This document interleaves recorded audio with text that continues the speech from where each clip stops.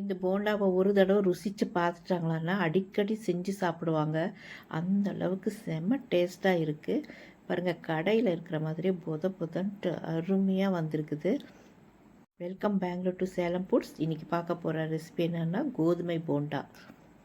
ஏதாவது சாப்பிட்ணுன்னு நினைக்கும் போது இந்த மாதிரி போண்டா செஞ்சு சாப்பிட்டு பாருங்கள், அருமையாக இருக்கும். இது ஒரு கொங்கு நாட்டு ஸ்பெஷல் தாங்க. கோயம்புத்தூர், ஈரோடு, சேலத்து பக்கமெல்லாம் இந்த மக்கள், அதாவது கிராமத்தில் இருக்கிற மக்கள் தான் பெரும்பாலும் இது செய்வாங்க. ரொம்ப டேஸ்ட்டாக இருக்கும். மழை காலத்துலேயும் இல்லை உணவாகவே இது உட்கொள்வாங்க. பாருங்கள் எப்படி சாஃப்டாக இருக்குது, அப்படியே உள்ள பழமாக இருக்குது. இதுக்கு என்னென்ன நான் சேர்த்துருக்கேன்னு வாங்க பார்க்கலாம். பெங்களூர் டு சேலம் ஃபுட் சேனலுக்கு ஒரு சப்ஸ்கிரைப் பண்ணிவிட்டு ஒரு லைக் கொடுங்க ஃப்ரெண்ட்ஸ். முடிஞ்சால் ஹைப்பும் கொடுங்க. என்னோடய ரெசிபிஸ் உங்களுக்கு கண்டிப்பாக பிடிச்சிருக்கும் நான் நம்புகிறேன். வெங்காயம், கொத்தமல்லி தழை, பஜ்ஜி மிளகாய், கருவேப்பிலை, மிளகாத்தூள், சீரகம். பஜ்ஜி மிளகாய் போடும்போது காரமாக இருக்காதுங்க, காரம் போல் ஒரு உணர்வு தான் இருக்கும். ஆனால் செம்ம டேஸ்ட்டாக இருக்குங்க. இப்போ இட்லி மாவு ஒரு நாள் புளிக்க வச்சா இட்லி மாவு, ரொம்ப புளிச்சா நல்லா இருக்காதுங்க. அதனால் ஒரு நாள் இட்லி மாவை இதில் சேர்த்துங்க. இப்போ நான் எத்தனை மாவு போடுறேன்னு பாருங்கள். நான் 2 கப் அளவு தாங்க போடுறேன். உங்களுக்கு எவ்வளோ தேவையோ அவ்வளோ போட்டுக்கோங்க. அதாவது இந்த இன்க்ரீடியன்ஸ் எல்லாம் எவ்வளோ போடணுங்கிறத இன்க்ரீஸ் பண்ணிக்கிங்க நிறைய செய்கிற மாதிரி இருந்தால். இப்போ 3 ஸ்பூன் அளவு நான் இட்லி மாவு இதில் சேர்த்திட்டேன். 2 கப்புக்கு 3 ஸ்பூன் அளவு சேர்த்திருக்கேன். பிறகு வெங்காயம் ஒரு 2 கைப்பிடி அளவு வெங்காயம் நான் சேர்த்திருக்கேன். கொத்தமல்லி தழை, கருவேப்பிலை, பிறகு பஜ்ஜி மிளகாய். அந்த பஜ்ஜி மிளகாய் வந்து அவ்வளோ டேஸ்ட் கொடுக்குதுங்க.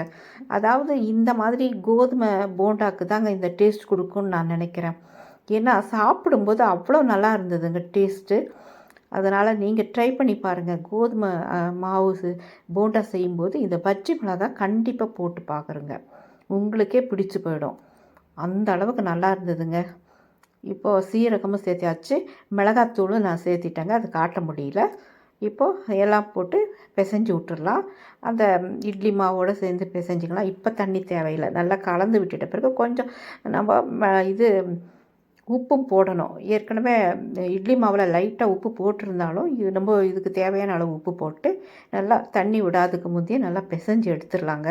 இப்படி உதிரியாக நம்ம பிசைஞ்சு எடுத்துட்டு அதன் பிறகு தண்ணி ஊற்றணும். தோசை மாவு கரைக்கிற மாதிரி ஊற்றிடாதீங்க, அப்புறம் தோசை தான் ஊற்றி ஆகணும். அதனால் நாம் இப்போது என்ன பண்ணணுன்னா இந்த அளவுக்கு இது பண்ணிவிடுங்க, பிசைஞ்சு விட்டுடுங்க. கொஞ்சம் தாராளமாகவே ஊற்றி இந்த அளவுக்கு இப்படி இருக்கணுங்க. இப்படி இருந்தால் தான் போண்டா போடுறதுக்கு நல்லா பொதுன்னு நல்லா வரும். இல்லைன்னா கல் மாதிரி ஆகிடும். தண்ணி கம்மியாக ஊற்றுனீங்களான்னா சப்பாத்திக்கு நம்ம பிசைறோம் இல்லைங்களா, அந்த மாதிரி போட்டுறாதீங்க. இந்த மாதிரி தான் போடணும். ஏன்னா இது புதுசாக வர்றவங்களுக்கு, செய்கிறவங்களுக்கு நான் சொல்கிறேன், வேறு ஒன்றும் இல்லை. இப்போது இது வந்து ரெஸ்ட் கொடுக்கணுன்னு அவசியம் இல்லைங்க, உடனே சுற்ற வேண்டியதாங்க. இது 2 நாளுத்து எண்ணெய்ங்க. அதாவது ஒரு தடவை ஸ்நாக்ஸ் பண்ணிவிட்டால் 2வது தடவை சுட போகிறேன். அந்த 2வது தடவை தான் இப்போ சுட போகிறேன். அடுத்தது நான் சுட மாட்டேன் இதில். ஏன்னா இது வந்து அடிக்கடி நம்ம ஆயிலில் வந்து ஹீட் பண்ணோம்னா அது நம்ம ஹெல்த்துக்கு நல்லது இல்லைன்னு நான் வந்து 2 தடவை செஞ்சுட்டு ஊற்றிடுவேன் வெளியே. இப்போ நான் ஒவ்வொரு போண்டாவும் சுட்டுட்ருக்கேன். இதுக்கு ஒரு கதையே இருக்குதுங்க. இது என்னன்னா, எங்கள் மாமியாருக்கு ஒருத்தர் போண்டா கொண்டாந்து கொடுத்தாங்க. அவங்க ஃப்ரெண்டு ஒருத்தர் போண்டா கொண்டாந்து கொடுத்தாங்க. கொடுக்கும்பொழுது இது நடந்து 30 வருஷத்துக்கு மேலே ஆயிடுச்சுங்க. அவங்க ஃப்ரெண்டு கொடுத்த அந்த போண்டாவை எனக்கு கொடுக்க வந்தாங்க எங்கள் மாமியார். அப்போ நான் இதில் சப்பாத்தி தானே செய்வாங்க, போண்டா கூடவா செய்வாங்கன்னு சொல்லிட்டு வேண்டான்னு சொல்லிட்டேன். அதன் பிறகு எங்கள் மாமியாரே இந்த போண்டாவை சுடும் பொழுது நான் சாப்பிட்டு பார்த்தேங்க. பச்சை மிளகாய் போட்டு தான் செஞ்சாங்க, அருமையாக இருந்ததுங்க. கிராமத்தில் எதுக்கு கிடைக்குதோ அதை அப்படியே செஞ்சுருவாங்க. சோள மாவில் கூட செய்வாங்க, அடை செய்வாங்க, போண்டா செய்வாங்க, எல்லா தானியங்கள்லேயும் செய்வாங்க. ஆனால் இந்த போண்டாவை மறக்கவே முடியாதுங்க. இது போயிட்டோமே, இவ்வளோ நல்லா டேஸ்டியான போண்டா. இது ஒரு பாரம்பரியமான உணவு தானே, கிராமத்து உணவு. இதை போய் நான் வேண்டான்னு சொல்லிட்டேனே அப்படின்னு சொல்லிட்டு அதன் பிறகு இதை வந்து செய்யும்போது தாங்க தெரியுது இவ்வளோ டேஸ்ட்டாக இருக்குதுன்ட்டு. இதில் வந்து காய்கறிகள் எது வேணாலும் போட்டுக்கலாங்க. பொடி பொடியாக நறுக்கி நான் வந்து பஜ்ஜி மிளகாய் போட்டிருக்கேங்க.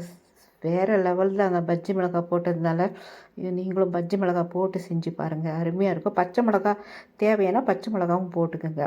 பச்சை மிளகாவும் மிளகாத்தூளும் போட்டிங்கன்னா நல்லாயிருக்கும். பஜ்ஜி மிளகாய் கிடச்சா பஜ்ஜி மிளகாய் போடுங்க. இப்போ இன்னொரு ஈடும் போட்டாச்சுங்க. இன்னொரு ஈடும் போட்டு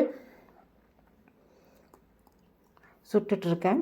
ரொம்ப அருமையாக இருக்குதுங்க போண்டா. சாப்பிட சாப்பிட மழைக்கு நல்லா இருந்தது, இதமாக இருந்தது.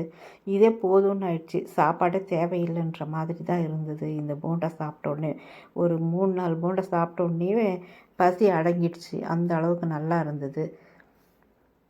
டயபெட்டிக் பேஷண்ட் இந்த மாதிரி எல்லாருமே சாப்பிட்லாங்க இந்த போண்டாவை. ஏன்னா போண்டா ஜங்க் ஃபுட்டு தான். அதாவது எண்ணெயில் பொரிச்சாவே ஜங்க் ஃபுட்ஸுன்னு தான் சொல்கிறாங்க. ஆனாலும் இது ஒரு ஹெல்த்தியான ஜங்க் ஃபுட் தான். இதுவும் நல்லா வெந்துருச்சுங்க. இதையும் நம்ம எடுத்து வச்சிடலாம். அருமையாக இருக்குங்க இந்த போண்டா. பாருங்கள் எப்படி இருக்குது. கோதுமை போண்டா ரெடி ஆயிடுச்சுங்க. இது போல் நீங்களும் ட்ரை பண்ணி பாருங்கள். பெங்களூர் டு சேலம் ஃபுட் சேனலுக்கு ஒரு சப்ஸ்கிரைப் பண்ணிவிட்டு ஒரு லைக் கொடுங்க ஃப்ரெண்ட்ஸ். தேங்க்யூ ஃபார் வாட்சிங்.